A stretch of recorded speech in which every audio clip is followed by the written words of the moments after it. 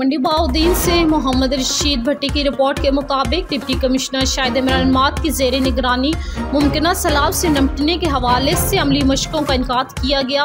District emergency officer rescue 1122 Imran Khan ने deputy commissioner को rescue camps का दौरा कराया और तफसीली ब्रीफिंग दी। फर्जी मशकों में रेस्क्यू 1122 के एहलकारों ने सैलाब ज़दगान को बसरिया कश्ती महफूज मकाम पर मुंतकिल करने के साथ साथ जख्मियों को इब्तदाई तिब्बी इमदाद देते हुए फील्ड अस्पताल मुंतकिल करने की अमली तरबियत का मुजाहरा किया।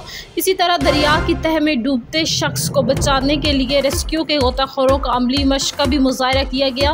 डिप्टी कमिश्नर शाहिद इमरान मात ने रेस्क्यू 1122 समेत तमाम अदारों की कारकर्दगी को सराहते हुए कहना था कि अमली मशकों की तमाम अदारों की दस्तियाब वसाइल आपस में बामी रवाबत मुमकिन सैलाब पर रिस्पांस और आलात की तैयारियों का पता चलता है। रेस्क्यू 1122 हमारा फ़ख्र और दूसरों के लिए रोल मॉडल है।